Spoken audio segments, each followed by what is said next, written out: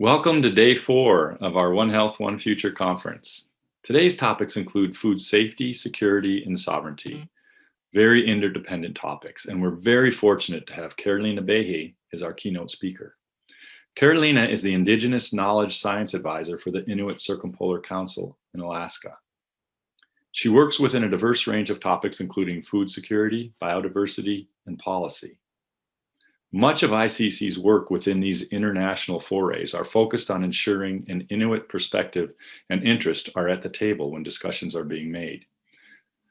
Additionally, significant focus is placed on the involvement of Indigenous knowledge and promoting the use of a co-production of knowledge approach to bring together Indigenous and Western ways of knowing. Indigenous knowledge takes a holistic view and sees how many pieces fit together to make a whole. Working with this understanding and way of knowing, combined with Western science, will aid in making adaptive ecosystem-based decisions. Please join me in welcoming Carolina Behe as our keynote speaker today. After Carolina, we'll be joined by Gert Malvid, Khalida Bass, and Jim Berner. And then after their talks, we'll have a plenary panel with all the speakers and opportunity for all of you to ask questions, followed by a networking period and then poster session. So please stay with us today for a really exciting and interesting approach to food safety, security, and sovereignty. Thank you.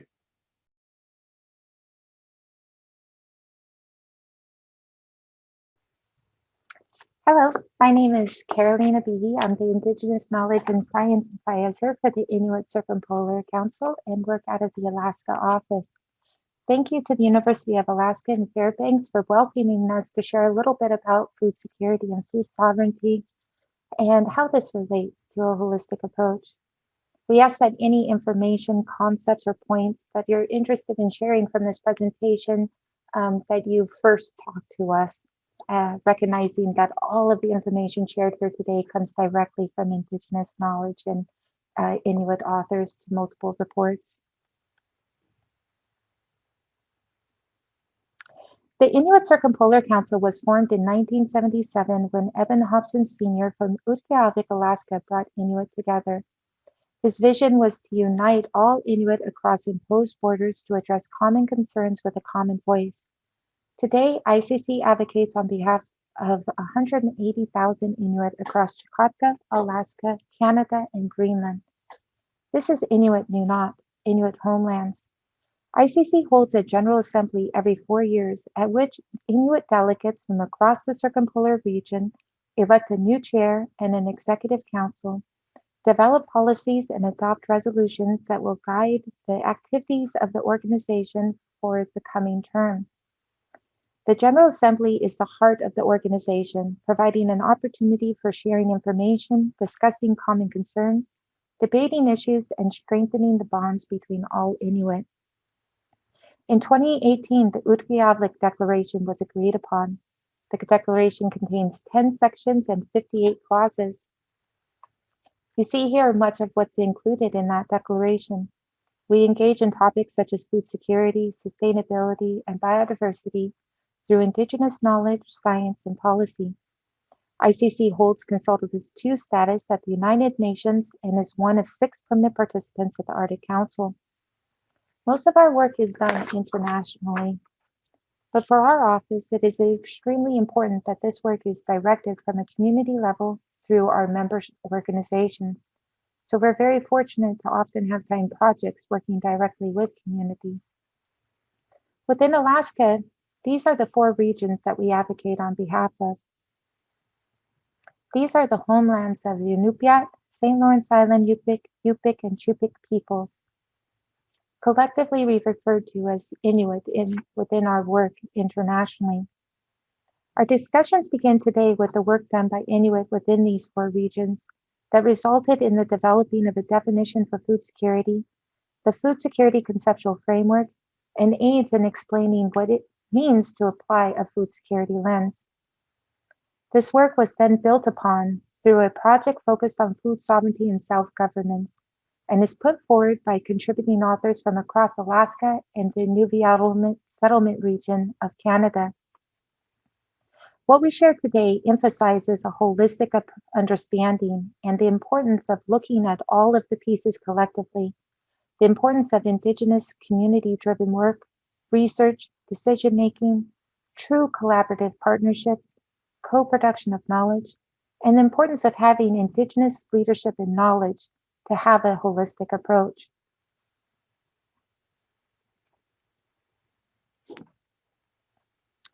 So let's jump right into it. Though the term food security is used more often in research and politics and so on, how this term is defined and addressed often does not reflect what we are talking about or the holistic understanding that Inuit hold about the Arctic. Over the last 45 or 50 years, hundreds of definitions for food security have been developed. But we didn't see very many that had been developed by Indigenous peoples that were published, that is. These definitions are often focused on nutrients, calories, and purchasing power. Now, all of these are important for food security, but Inuit food security is about much more than this. To talk about food security, we need to understand that this is the Inuit ecosystem. This ecosystem is made up of multiple and diverse parts. Everything shown is needed and is equally important. Here you have feast. This is important, just as important as polychaetes, and these are just as important as zooplankton, as the lichen, as the feast, as the youth that shares his first catch with an elder. As one elder explained, the Arctic ecosystem is like puzzle pieces. You have language here, sharing, education, and all of this makes up the entire picture. These pieces are continuously adjusting to one another, but are all connected. These pieces, like systems, are interlinking. Language is part of a system that is interlinked with biodiversity, that's interlinked with the hydro system, and so on throughout the entire ecosystem. Economics is another part of the system that's interlinked here. You see here that food security goes far beyond nutrients and calories. It includes spirituality, feast, and much more.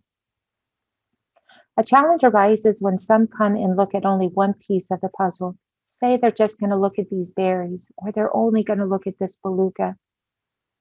And they decide to begin to make policy recommendations without understanding the interconnecting components or understanding cumulative impacts.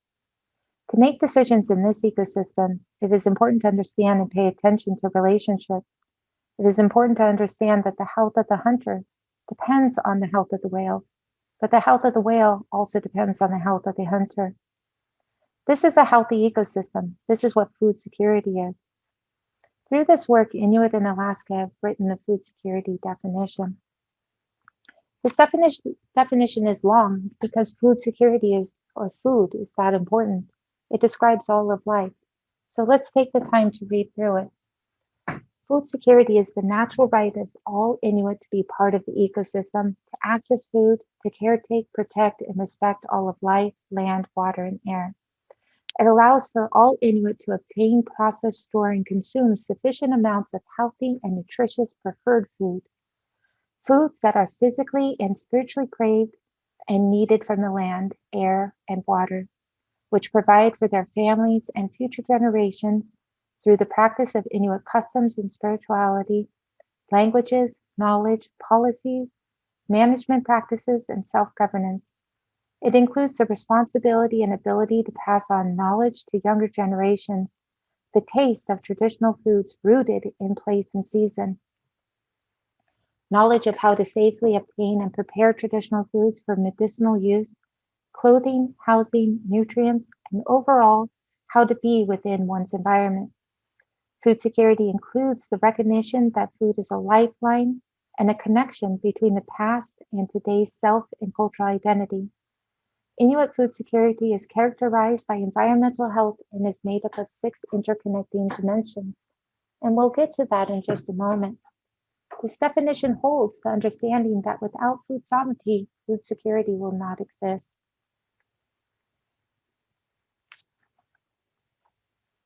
Through this work, the food security conceptual framework was developed. This framework holds all of the components that are needed to make up food security. So you see here in the center is food security, and surrounding it is environmental health, because food security is characterized by a healthy environment. But to have a healthy environment, we need these 6 interconnecting dimensions. That's accessibility, availability, culture, decision-making power and management, health and wellness, and stability. To support those interconnecting dimensions, we need these tools that are surrounding those dimensions. That's knowledge sources, meaning both science and indigenous knowledge. We need policy that supports it, and we need true co-management. On the outside of the drum is like sinew holding the drum together. And you see here these 4 phrases. These are 4 main dialects here in Alaska for the Inuit language, and they roughly translate to the spirit of all, stressing that we can't connect the spirit from any of these discussions. Now, holding the drum up is the handle, and that's the food sovereignty. And again, it's strongly recognized that without food sovereignty, we will not realize food security. So we cannot look at one piece of the puzzle to understand the Arctic. You must consider all the pieces and how they interlink with each other and the importance of understanding cumulative impacts. So let's consider accessibility for a moment. Now, when we're talking about accessibility, we are talking about more than purchasing power. It is also about physical access to the food source. It is also about what supports or impedes that access. For example, accessibility may be impeded by regulations which conflict with indigenous knowledge. It may be impeded by a shift in food web dynamics driven by climate change or shifts in migration patterns driven by outside sports centers or by shipping. The point here is that all of this is connected. Again, you cannot look at one aspect to understand food security or the Arctic environment. And it is important to understand cumulative impacts. So let's take a closer look at how these dimensions interlink with each other and interconnect for these cumulative impacts. Here we're looking at change in sea ice coverage, thickness and formation, and the cumulative impacts on interconnecting dimensions of food security. The concept map focuses on the impact of environmental change from increased temperatures on food security. You see that you have the 6 dimensions: health and wellness, availability, stability, Inuit culture, accessibility, and decision-making power, and these lines connecting it to all these different pieces that you see. Now, one thing that I should have emphasized is to remind everybody that most people are trying to translate very complex concepts into English, and we can't make assumptions about what these words mean. So it's very important that you take a look at the report to see how these terms are being defined. For example, when talking about health and wellness, oftentimes within science, if you just did a search on Google Scholar for health and wellness, you'll often get many papers written about human health and wellness. But here, the authors were talking about the health and wellness of everything: the animals, the plants, the water, the air, the relationships between all of those pieces, the mental and physical health of humans and connecting to these pieces. And even thinking about the natural right in the definition for food security. It is not a way of demanding that this is mine or having ownership. It is a way of expressing that there is a right to the responsibility to take care of this environment and to be part of it.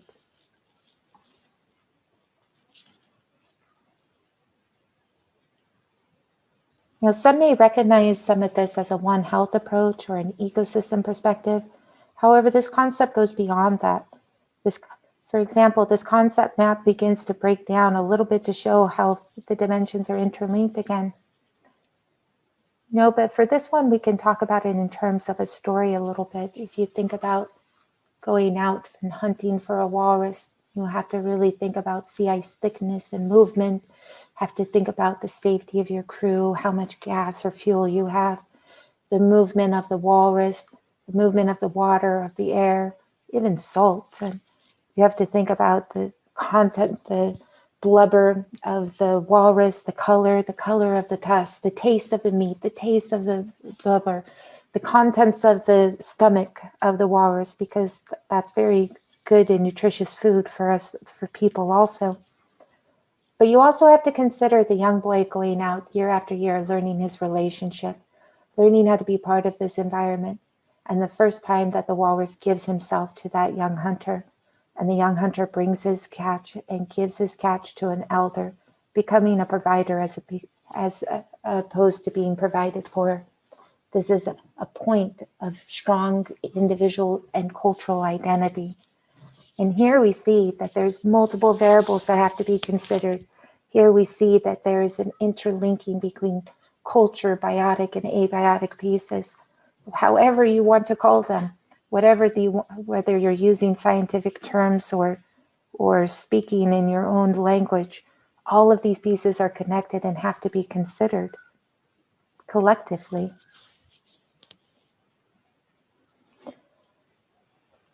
Through all of this work, the food security conceptual framework was developed, and we encourage you to take a closer look at that report, and it can be accessed on our website.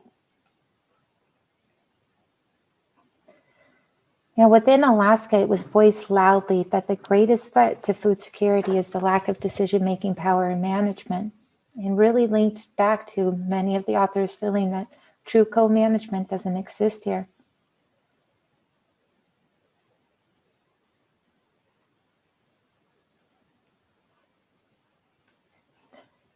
Within this report, decision-making power and management is defined as the ability to use and value Inuit knowledge to manage daily activities, the ability to build and rely on self-governance across space and time, the ability for Inuit to use their own knowledge system in synergy with other knowledge systems such as Western science, equitably to manage human activities within the Arctic environment, and to better understand changes occurring, the ability to apply holistic knowledge to understanding the Arctic environment through Inuit knowledge, philosophies and methodologies, the ability to manage activities within the Arctic in a way that ensures younger generations will have healthy and nutritious foods to harvest, and the ability for Inuit to have control over their own fate and to use their cultural value system.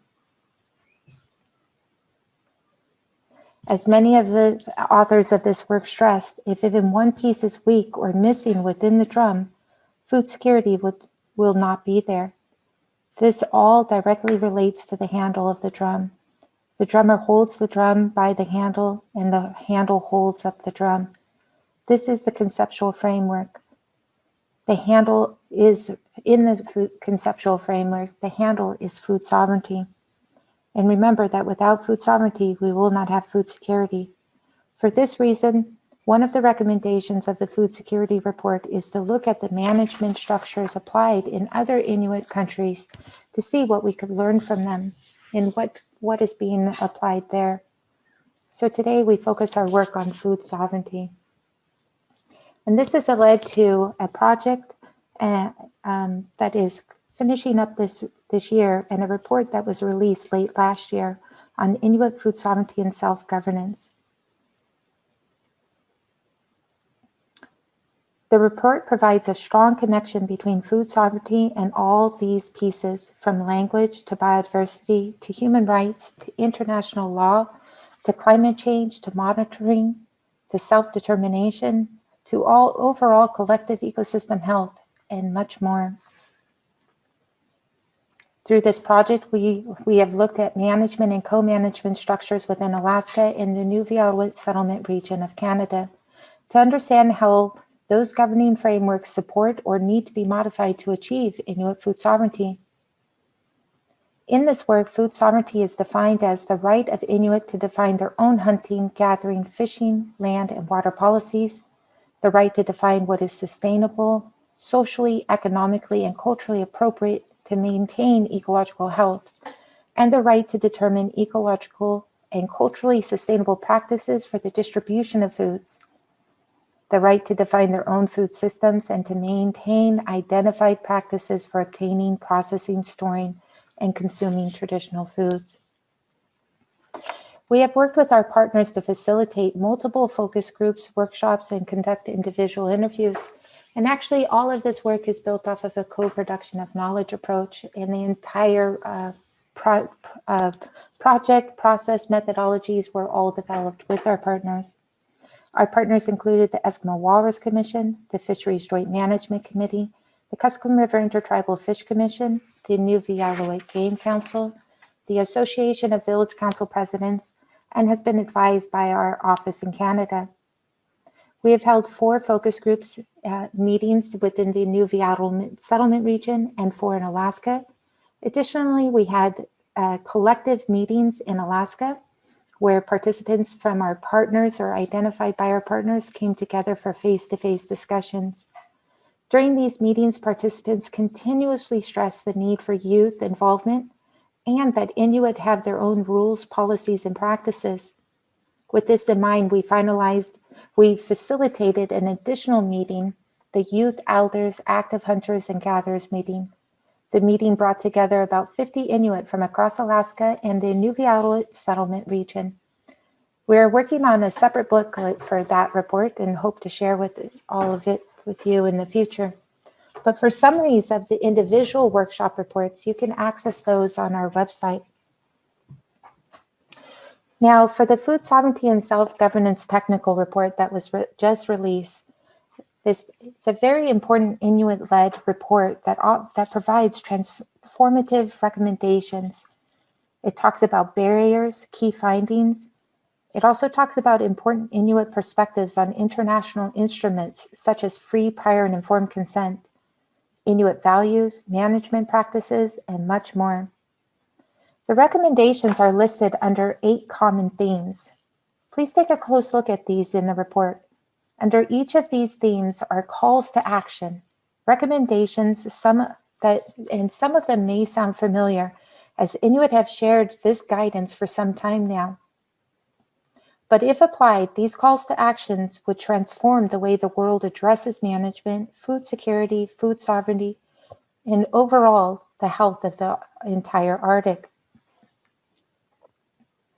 The report also offers a rich discussion about the many components that food sovereignty relates to it and also about Inuit management. For example, sharing is an important cultural value that supports food security and a healthy environment. This graphic was created for the Food Security Report and offers a good visual for this discussion.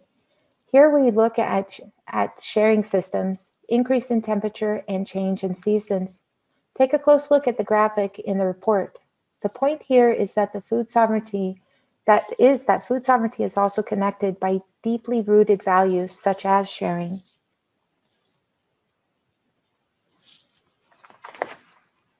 Language was another key point raised, and the strong connection that is held to food sovereignty. Language was raised in through a couple of aspects, but the point that we'd like to share here is how it is discussed regarding management decision tables. So there's a challenge when people are not able to use their own language in management discussions. Consider talking about beluga. Within one Inuit dialect, there may be 4 or 5 or 6 different words for beluga. Each one of these words describes a different age, different relationship the beluga hold with the environment around them, describes what beluga are doing, how you should engage with the beluga, and much more. But when the discussion is only occurring in English, and you're only expected to say beluga, you're leaving out an immense amount of information needed to make a holistic decision. As shared before, Inuit have stressed strongly that management is not new. Throughout this work, Inuit have really referred to their own rules, laws, and practices that have been in place from time immemorial. How to maintain balance within the environment, how to hold relationships with everything else within this environment is not new. What is new or newer is Western management approaches. Here you see a list of some of these that were shared throughout the project. This is not exhaustive, but offers an example of the many rules and laws and practices followed to this day. Practices such as never take more than you need, use all parts of the animal, that you cannot waste any part of the animal. Inuit approaches also requires adaptive decision-making. If the weather is raining and is going to cause the drying fish to mold, you need to change when you're getting the fish or how it's being processed. A challenge arises when regulations conflict with the indigenous knowledge and what Inuit are observing within their environment. There is often a challenge with management and regulations that are driven solely by one dominating culture and one source of knowledge. Regulations or decisions that separate people from the environment, and decisions made far from indigenous homelands with no understanding of the adaptive, quick decisions that need to be made for the well-being of the entire ecosystem. It is important to understand how differing values, different ways of knowing, different ways of seeing the world guide management, decision-making, policy, and how this affects the entire environment. For example, Inuit management practices are not single species focused. There is a strong focus on cumulative impacts, understanding relationships between components, and multiple variables, a holistic understanding of food security lens. Throughout the project, participants emphasize the changes that are occurring throughout Inuit Nunat. Here you see a few of the changes. There are many more changes. These are just a few that came up. There are multiple drivers to the changes that are occurring. It is important to look at the Arctic holistically to understand the interconnecting drivers and cumulative impacts. For example, there are connections between warming sea surface temperatures, change in sea ice movement, growth of berries and other vegetation, animal movement and behavior, conflict of interest, visiting sports hunters, shipping, scientists, and environmental groups who work with lobbying through single species lenses, economics, pollution, and a young boy giving his first catch to an elder. All of these components and many more are interlinked and all hold components of decision making. All of the concerns shared throughout the project and/or how the concerns are addressed are directly related to food sovereignty. Participants stress that concerns come not from change alone. In this dynamic environment, change has been constant and Inuit have always adapted. Additional concerns come from the lack of respect expressed towards all within the Arctic ecosystem and decisions made with unilateral impacts. Those decisions are sometimes made by individuals, governments, and institutions that are far from the Arctic, by those with differing value systems, by those that take a single species view of the world, and from those that lack adaptability. A lack of equity, discrimination, and racism within some areas, and the lack of trust and respect for Inuit and their knowledge within decision-making pathways to address concerns within other areas, all impedes Inuit food sovereignty. Additional changes and concerns related to an increase in industrial marine ship traffic, increase in pollution such as contaminants and plastics, increase in costs, and overabundance of certain species due to overarching management decisions that conflicted with Inuit traditional practices. Many of these changes listed above related to human actions occurring far from outside of the Arctic. Of the key changes shared, and remember, what is shared here is not an exhaustive list. Not all of the changes described come with concern.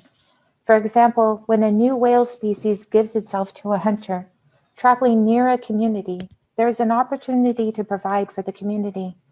To address these changes, it is required to be adaptive in order to be in harmony, or as one participant shared, to follow the weather and the animals. Inuit are at the forefront of all these changes. Inuit adaptability, ingenuity, and holistic worldviews is needed to navigate these changings. This requires moving to a community-driven approach to decision-making, open inclusion of Indigenous knowledge and equity. It also requires that national governments take responsibility for many of the changes occurring and provide financial support for communities to be responsive to the changes. It requires true co-management for here in Alaska. It requires policies that support those adaptive, holistic approaches and proven sustainable practices that Inuit have had in practice for over thousands of years.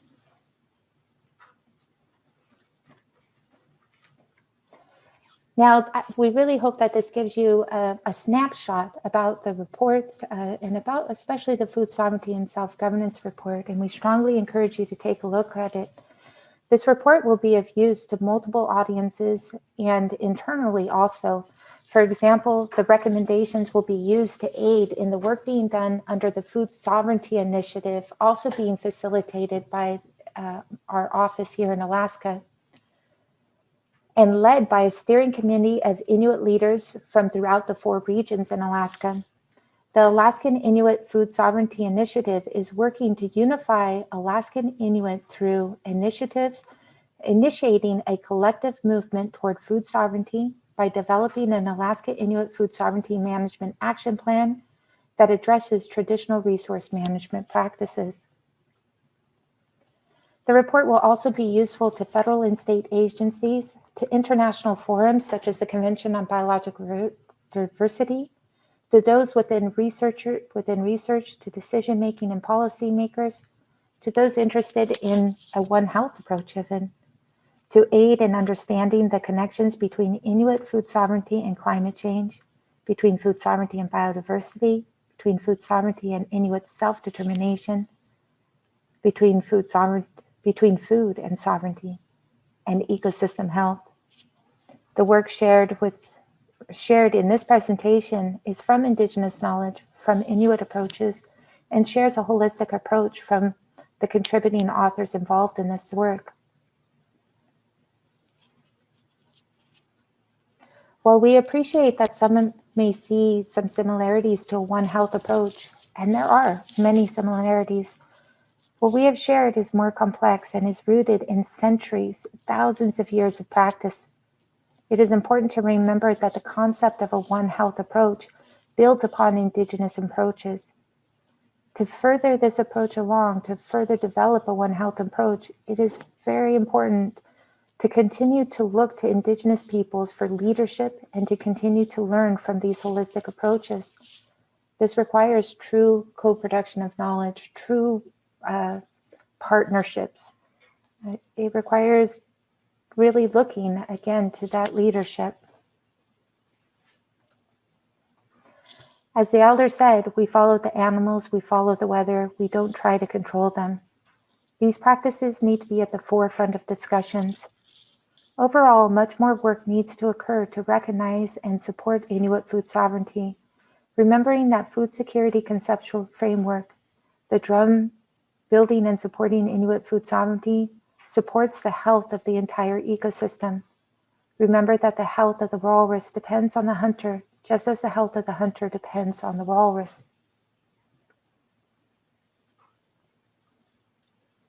Again, we strongly encourage you to read the Food Security Report and the Food Sovereignty and Self-Governance work.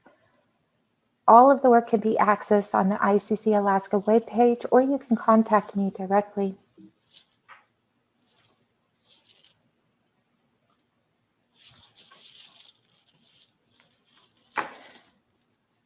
Also, Koyana to the University of Alaska Fairbanks for welcoming us to share with you, and Koyana to all of you that took the time to listen to this entire presentation. We greatly look forward to the furthering these discussions, and again, please don't hesitate to contact us. Koyana.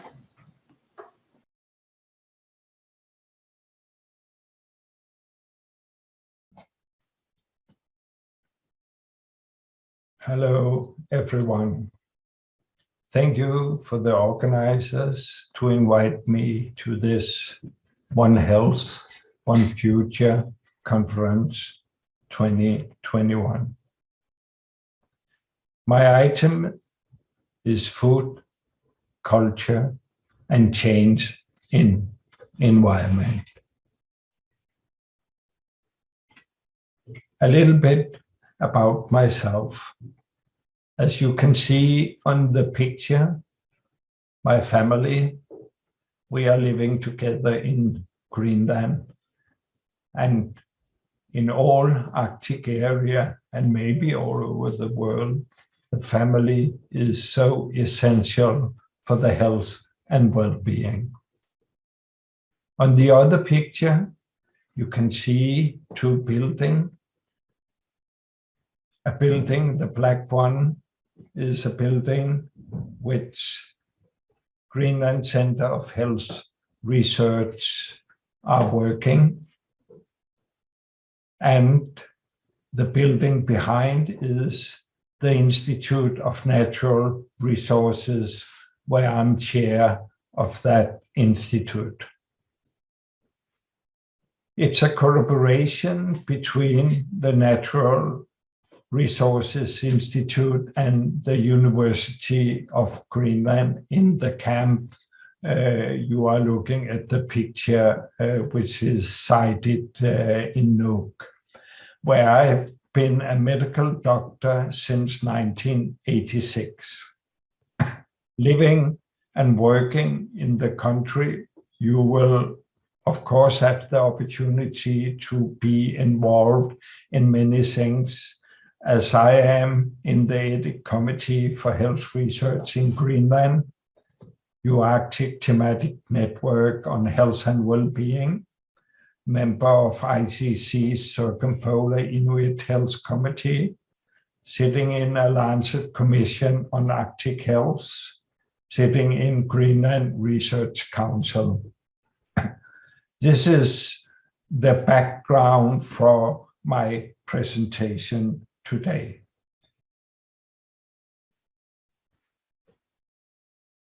Working as member of Inuit Health and Well-being Committee, we focus on Inuit food. Inuit food security is a multifaceted and reflective on interconnection elements such as language, child development, mental and physical health, Inuit identity, economy, development and management. Food sovereignty is very essential when we are talking about the Inuit food. From the Lancet Commission on Arctic Health, one of the key points is indigenous peoples' relationship with the land, territories, resources, and overall environment impact on health.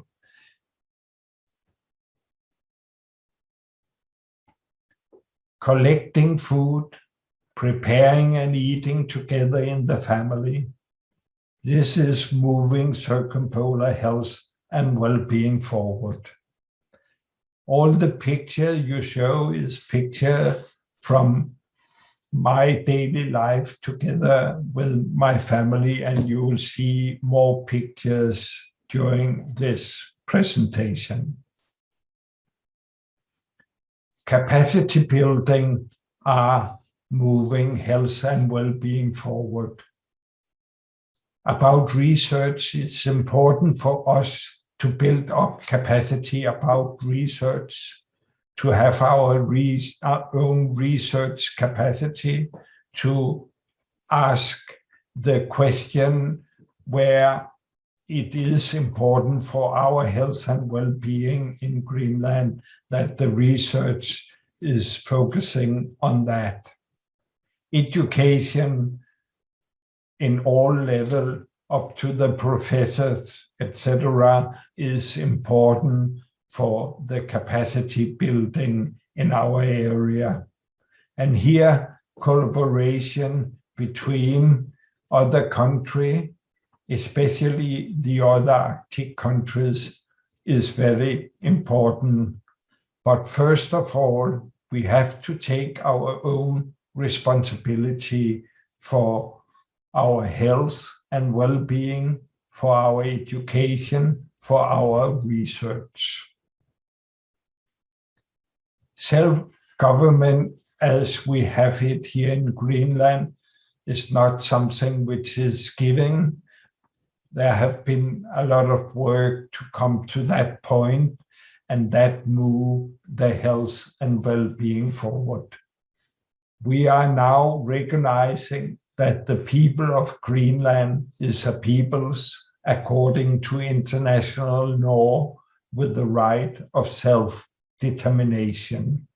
We have our own language. We have common responsibility, solidarity, and equality.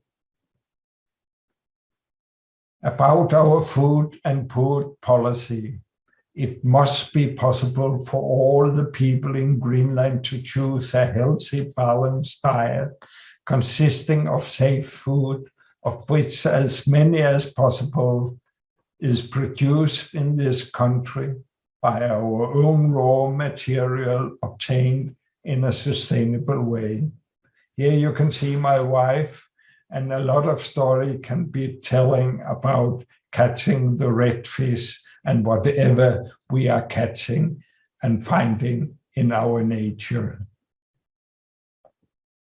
The vision is all the people in Greenland have sufficient knowledge about the food that is healthy and what is non-healthy. So everyone has the opportunity to choose a diet that prevents disease and promote a long life with good quality of life. And looking at the picture of the two Arctic char being ready for dinner, we have just caught him in the sea below the little house in the nature near Manitok. Passion for food.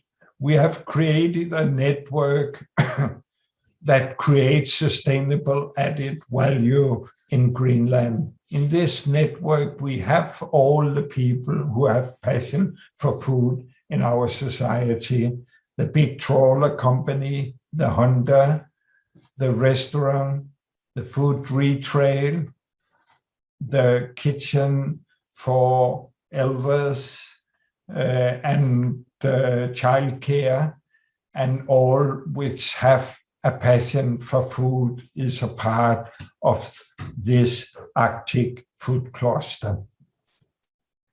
The food retail, it's important to get the fresh fish into the big food company so they can compete with the imported food. So the possibility of getting our own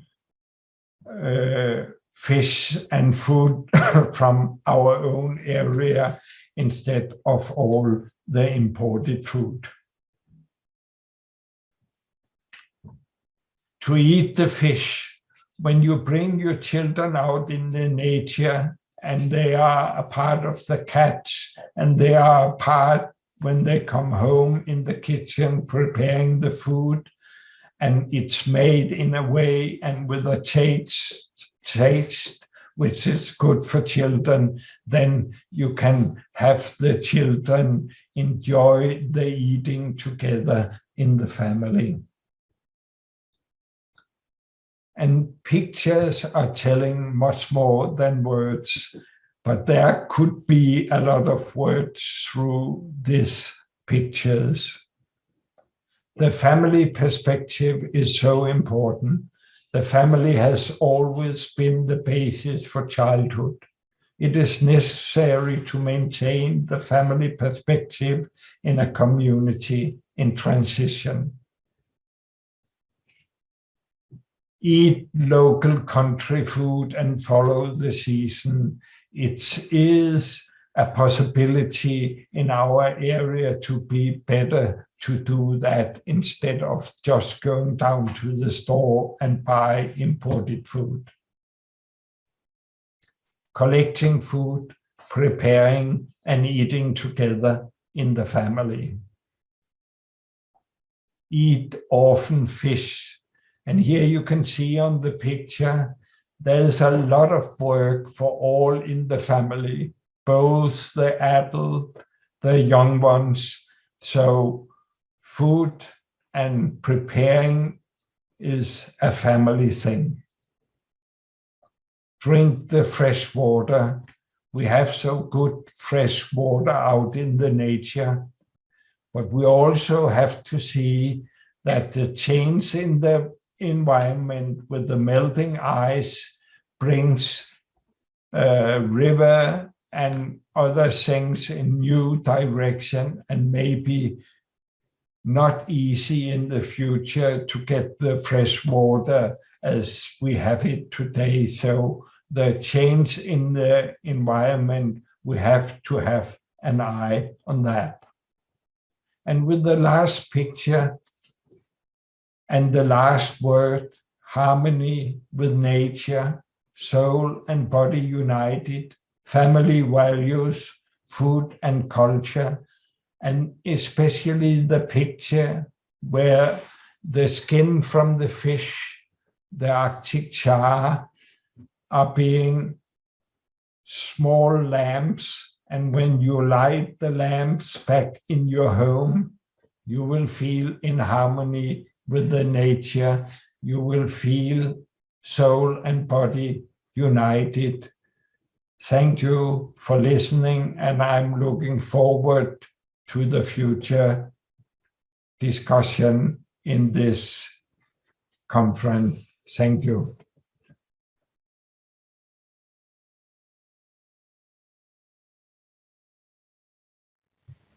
Good morning, good afternoon, and good evening, wherever you are in the world. My name is Khaled Abbas from University of Olo, and first of all, I would like to thank the organizers for giving me the opportunity to talk about contaminants in Arctic human populations and the changing climate. Humans are exposed to toxic substances and environmental contaminants through ingestion, inhalation, and thermal absorption. And exposure is dependent on the concentration of the contaminants and the frequency and duration of the contact. While human exposure through traditional diet is one of the main sources of human exposure in the Arctic, the level of contaminants in human biological matrices provides the aggregate exposure from different routes. Studies on precise impact of environmental contaminants on human health are challenging to undertake because many factors influence health at the same time and to varying degrees. This slide shows examples of human health outcomes reported in Arctic cohort studies associated with exposure to contaminants.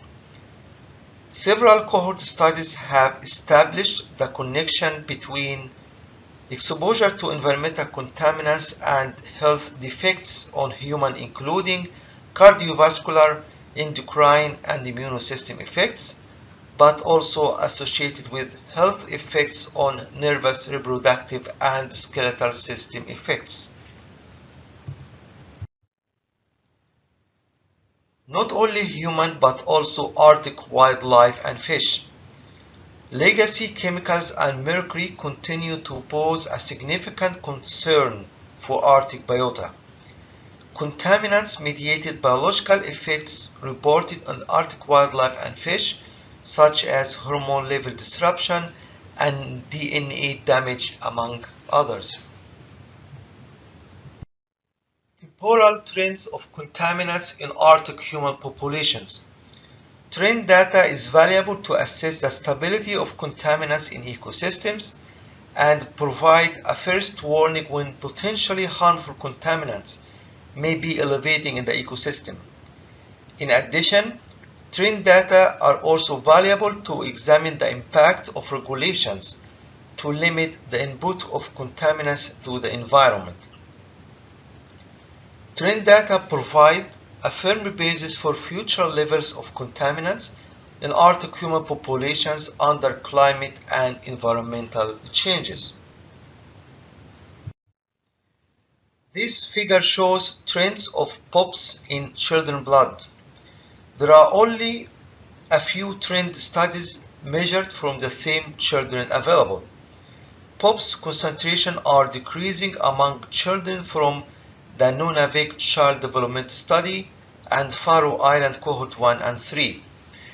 And as we can see in Nunavik Child Development Study, there were 2 time points from the same children at average ages of 5 and 11 years. The reduction in POPs concentration could be due to the reduction in environmental exposure or time intervals after breastfeeding, or more likely due to the increase of body mass by age and the dilution of lipophilic contaminants. On the other hand, Faroe Island Cohort 3 provided 3 time points for biomonitoring for all contaminants except for DDE, in which 4 time points were monitored. Biomonitoring data shows a declining trend in levels of POPs in this cohort, excluding hexachlorobenzene and hexachlorohexane. Hexachlorobenzene concentration decreased between 5 years and 7 years old, followed by an increase at the age of 13 years. Hexachlorobenzene fluctuation shows no trend and its concentration remained relatively stable, while hexachlorohexane shows an elevation at the age of 7 years and then sharp reduction by age of 13 years old. In general, biomonitoring data showed a declining trend in levels of contaminants in children's blood. This figure shows trends of different POPs in maternal blood for specific location and periods of time. Despite limited data points, data showed an overall reduction of certain POPs in maternal blood concentration over time. This slide shows trends of POPs in breast milk samples from Finnish and Swedish first-time mothers 3 weeks after delivery.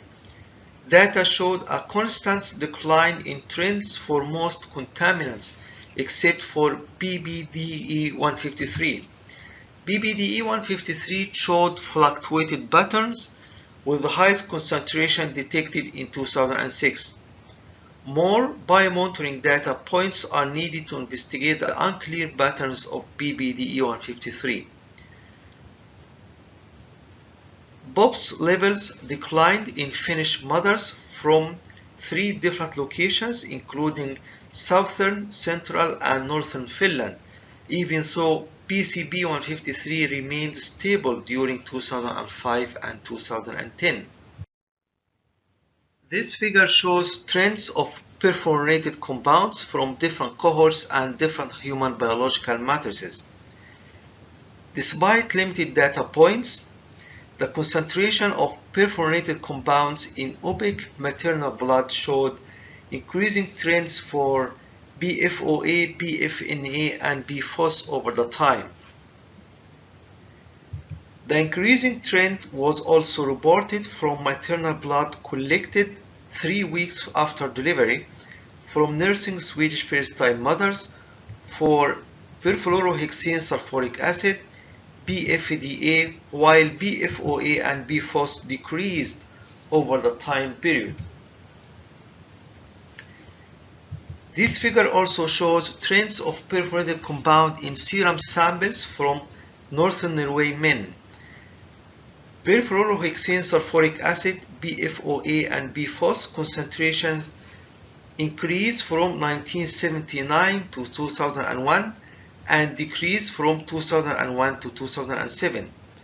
On the other hand, the concentration of BFNA and BFDA showed increasing trends from 1979 to 2007. The elevated levels of BFOS, BFNA, and BFDA were correlated with marine mammals and fish consumption, while high concentration of BFOA was correlated with beef consumption. Legacy POPs have been detected in human as well as Arctic biota from marine birds, marine fish, freshwater fish, and marine mammals. Certain contaminants are significantly increasing and some others significantly decreasing. Most of POPs showed decreasing trends, with only a few showing significantly increasing trends. PCBs in the Arctic have shown declining trends in the environment over the last few decades. Body burdens of PCBs have declined since the 1980s and are predicted to decline further. Atmospheric long-range transport from secondary and primary sources is the major input of PCBs to the Arctic region. Modeling of the atmospheric PCBs composition and behavior showed some increases in environmental concentration in a warmer Arctic. We modeled relative change of PCBs in the Arctic and European atmosphere during our previous EU-funded project ArcRisk. The model indicates what happens with PCBs when climate change is taken into account.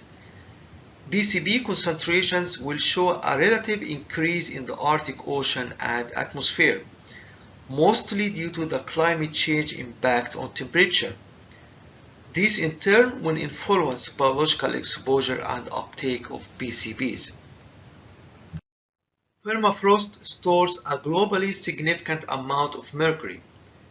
Changing climate in northern regions is causing permafrost to thaw, with major implications for the global mercury cycle. Recent findings showed that more than 15 million gallons of mercury is frozen in permafrost in the northern hemisphere, and it is roughly 10 times the amount of global mercury emissions over the last 30 years. Existing estimates greatly underestimating mercury in permafrost soils, indicating a need to re-evaluate the role of the Arctic regions in the global mercury cycle. At the conclusion, contaminants in human biological matrices showed declining trends in most of monitored Arctic locations, with the exception of oxychloroidine, hexachlorobenzene, BPDE-153, and perfluorinated compounds. Changing climate in the Arctic is causing major implications for the global contaminant cycle. It is essential that more data are collected on levels and temporal trends of chemicals of emerging Arctic concern in different environmental media, as well as in human biological media, over wider geographical areas. I would like to acknowledge our collaborators and funding agencies, and thank you very much for listening.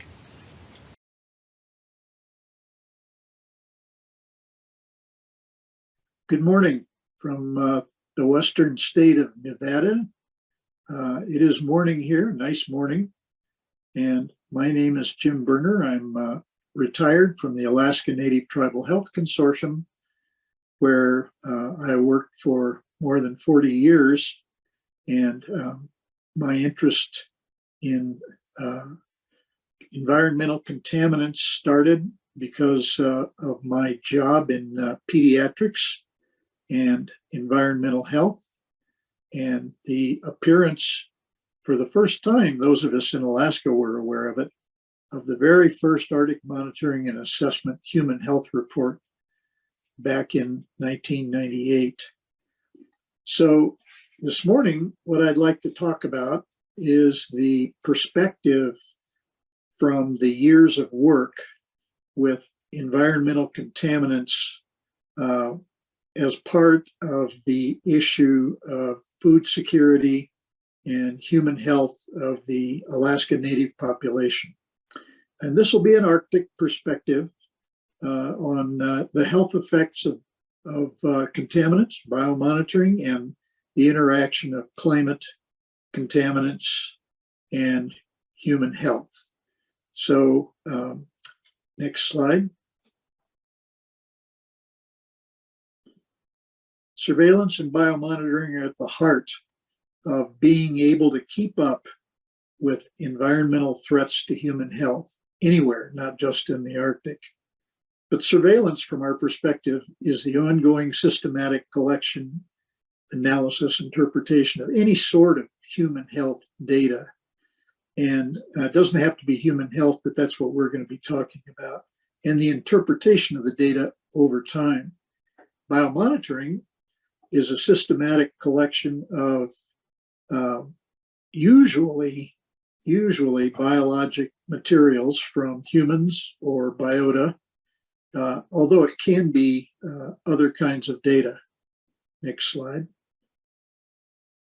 So the research challenges, and many of you are very aware of this, is that there's a huge number of manufactured lipophilic organohalogens and metal compounds. Some of them are naturally occurring, most of them are anthropogenic, and they've been identified in the atmosphere, in terrestrial and marine environments, and in biota in all of those environments. And most of them have been identified now in humans. Next slide. So human health effects are a complex topic. A very small number of these contaminants have known causes of human disease, like mercury, arsenic, lead, cadmium, and asbestos. Some of the organohalogen contaminants are known to be associated reasonably closely with risk of human disease, especially the polychlorinated biphenyl compounds and lymphomas. The data from these cases is pretty much associative. It's not causal, but problems encountered in interpretation of the data include very low levels, but the chemists are better and better at identifying very low levels, small populations, long-term dietary exposures. And so it's, and all the populations in the Arctic that are monitored are not genetically identical. So, and within populations, there are big differences. Lots of confounding factors are in the mix to be dealt with. Tobacco and alcohol can have especially developmental neurologic effects in children and pregnant mothers, and they can mimic the contaminants that are commonly sought from the standpoint of health effects. And the most serious of these is mixture toxicology, and that's why it's capitalized, because nobody's got a great handle on mixture toxicology. Whenever you have effects that you identify and a mixture there, it's very hard, except in a few cases, to say which component of the mixture or whether it's the mixture itself that's responsible. Next slide. Climate, contaminants, human health all interact. And contaminant transport may be increasing with the warming Arctic trend. Increased tissue levels because of increased transport in Arctic wildlife means that human consumers will also have increased levels of these same compounds. And because of the immunosuppressive effects of many of the organohalogens, infections with endemic zoonotic pathogens are a real issue. And it's hard to say in a population of animals what exactly is the chicken and the egg in these, because if two endemic infections in a subsistence species, in a subsistence animal are identified, it may be the co-infection that suppresses one or the other that causes the animal to have a disseminated disease and be a threat to human consumers. But increased levels of contaminants in animals are a big issue in the Arctic. With increased levels of contaminants, there may also be reproductive failures, and there are a variety of endemic, non-zoonotic, but wildlife pathogens that can affect the population of a group of animals or a single species. Next. So human biomonitoring programs have been, there are several that have been talked about in this meeting, and there are several international and national Arctic biomonitoring programs, and the Alaska Native Tribal Health Consortium has operated one of those biomonitoring programs among the Yupik people of the Yukon and Kuskokwim Delta in Alaska, and I'll be talking a little bit more about that data and some of the things we've done with it. But the effort is directed at understanding the population health impact associated with traditional wildlife-based subsistence diets. And sometimes you come up with very different things than you thought you'd find when you look into it. We'll talk a little bit about that. Next. Human health effects. Any toxicologist that takes on the topic of subsistence diet contaminant exposure will tell you quickly that toxicologic effects are related to the route of exposure, the dose, the age of the subject, the duration of exposure, and genetic and epigenetic factors that sometimes aren't completely understood, usually aren't completely understood. Comorbid conditions can include immunosuppressive medications. We have lots of children in Alaska Native villages on steroids for asthma. We have people recovering from cancer on suppressive immunotherapy. Pregnancy, diabetes, extremes of age, and zoonotic exposure are all comorbid conditions that can affect the human health effects of the contaminant mixtures they're exposed to. Next.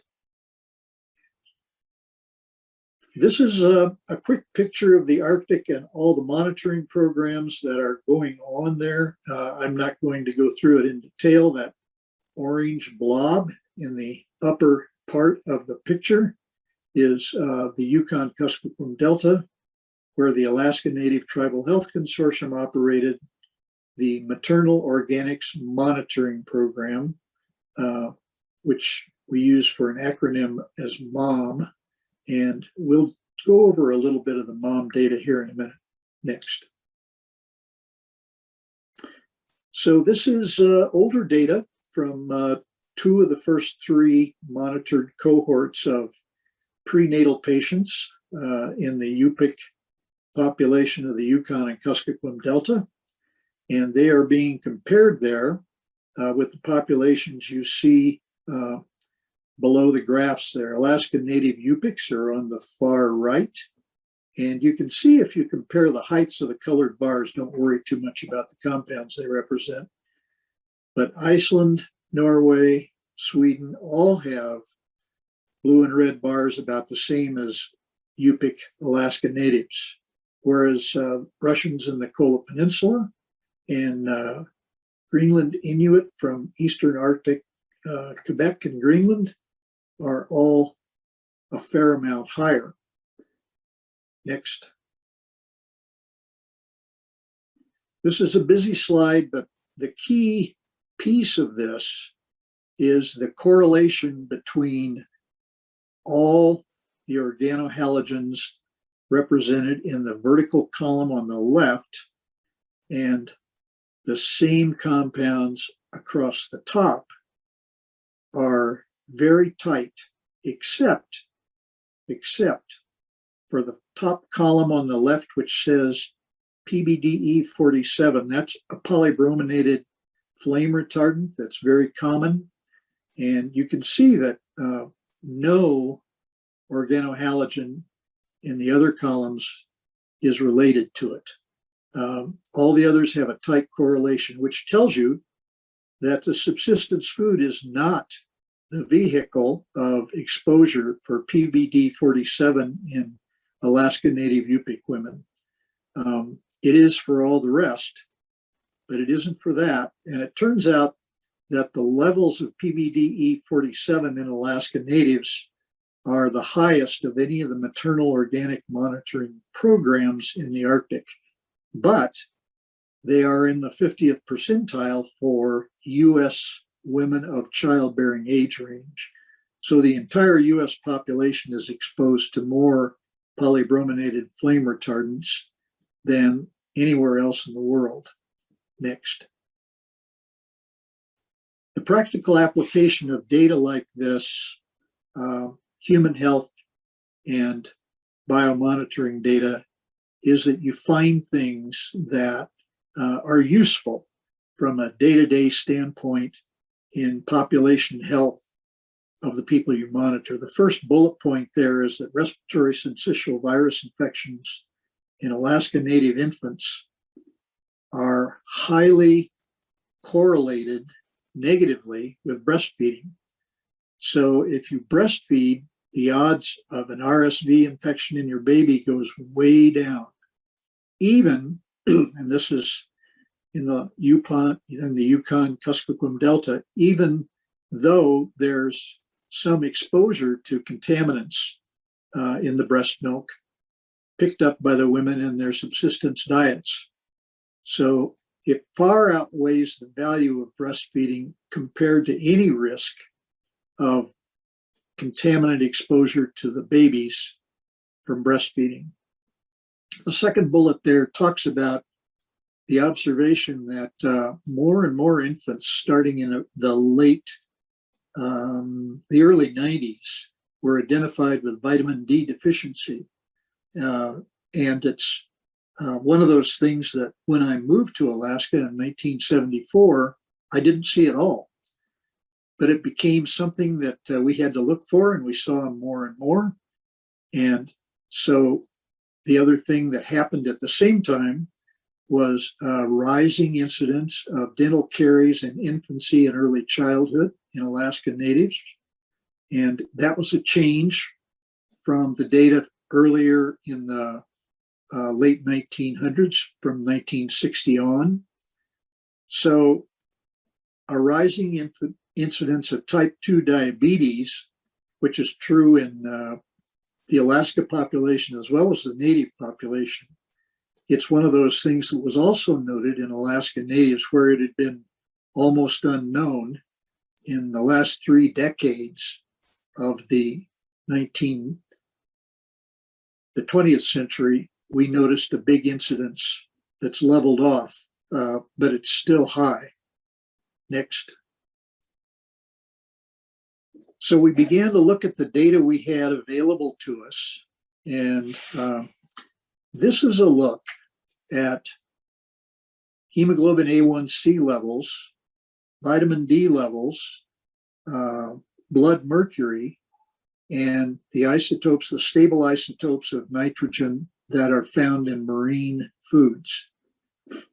So what this chart shows, basically, just to sum it up, is that hemoglobin A1C levels on admission to prenatal care vary inversely with vitamin D levels. And so a woman had a higher vitamin D level on admission to prenatal care in early pregnancy. The odds were quite good that she'd have a normal or much lower hemoglobin A1C level. So her insulin sensitivity was higher, less at risk for developing gestational diabetes. And in this, there's a close relationship between the last column there, the last vertical column on the right, the polyunsaturated omega-3 fatty acids with mercury, excuse me, and with vitamin D. So it's one of those things where vitamin D and marine foods were closely associated, and they provided, it looks like, some help in insulin sensitivity and lessened the chances of development of gestational diabetes. So that was all from data that we had available because of the biomonitoring. Next. And this is a trend over time. For the top graph is from blood samples in our serum bank, the Alaska Native Serum Bank, from the 1960s through 2010. And there's a steady drop in the amount of stable isotope of nitrogen that represents the marine contribution of the diet. So the marine contribution of the diet dropped over that period of time. And at the bottom, those same samples showed a drop in vitamin D levels. And it's one of those things where sometimes you don't expect to find what you do find, but it doesn't make it any less valuable. And that's the real value of longitudinal biomonitoring and human surveillance. Next. So wildlife biomonitoring is carried on by just about every country. Some of them have 2 or 3 different national programs. And contaminant levels frequently reflect wildlife exposure. But in the Arctic, the trend in human exposure levels to organohalogen contaminants has dropped since the 1998 AMAP Human Health Study. And the wildlife contaminant levels have varied. Some of the contaminants have been decreasing, but in general, not as fast as the human levels, which suggests that the decrease in consumption of traditional marine species has probably been responsible for the drop in human organohalogen levels. Next. This is just to illustrate some of the places where animal sampling has been done, and the outline of the species is there, and it's actually from a paper that I'll show you here in just a minute. Next. This is a really nice work on the current state of biological effects and animal biomonitoring in Arctic wildlife and fish. It's a great reference. It's encyclopedic in that it pretty much takes everything that was available when the authors put the paper together, and it's well worth your time to read it. Next. So the wildlife biomonitoring health effects that are commonly sought and monitored are listed here. And it's one of those things that we don't know what all these things mean all the time, but it's like the human data. Sometimes it's more valuable to be able to take a look back at banked biomonitoring specimens, and you can put something into context that you never believed could be, that you'd ever find. And the next slide illustrates one of those things.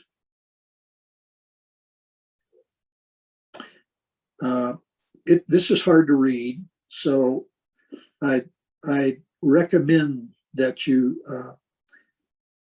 get the paper. But what this paper does is, interestingly, it shows that heavy metal pollution, and this can be naturally occurring pollution, it doesn't have to be a spill, co-selects in the existing bacteria in that environment, and it's usually a terrestrial water environment, co-selects genes for antibiotic resistance without ever having the organism been exposed to that antibiotic. And it's a very interesting finding. So it's one of those things where antimicrobial resistance in bacteria does not have to be from exposure in a water supply from an urban setting or from a farm. It can be there to begin with. And it's one of those things that probably needs to be looked at a lot more closely in a lot more places. But it's one of those things I would never have expected. I just assumed that antimicrobial resistance was because of, like it is in humans, exposure to the antimicrobial agent. But that's not the case. It doesn't have to be anyway. It can be naturally occurring.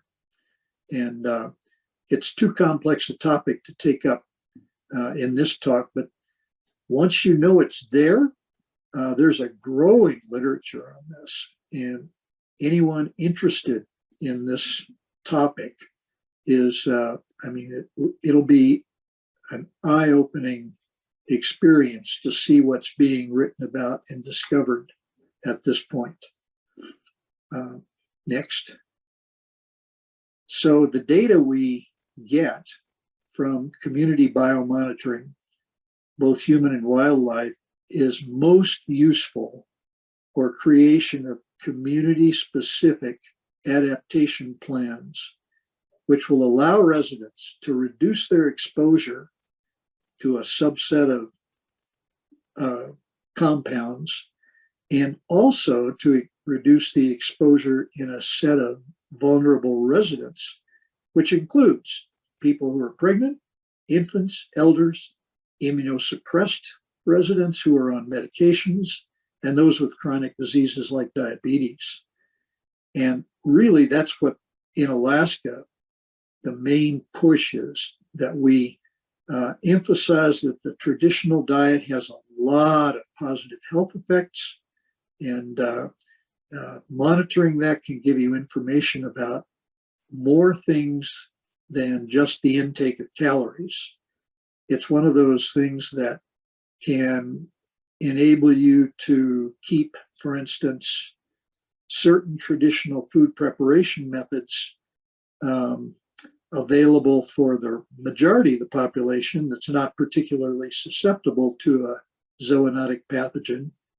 But when you know it's there because you've monitored the tissue of wildlife, then you can make sure that whoever eats that animal gets it cooked, especially if they're in one of these susceptible groups of people like a pregnant woman. And it's very important to use that data in a way that doesn't make everybody avoid a risk that's manageable, because the benefits of a traditional diet are just, we have not yet reached the limits of knowing just how beneficial it is. Next. So a lot of people, including the population of the Yukon-Kuskokwim Delta, made this presentation and these data collectible and usable. And a lot of agencies, and you'll see them listed there, and a lot of the people on the faculty here at UAF have contributed to this. So we owe a whole bunch of credit for the compilation of this short presentation to a very large group of people, and it could not have happened without them. Thank you.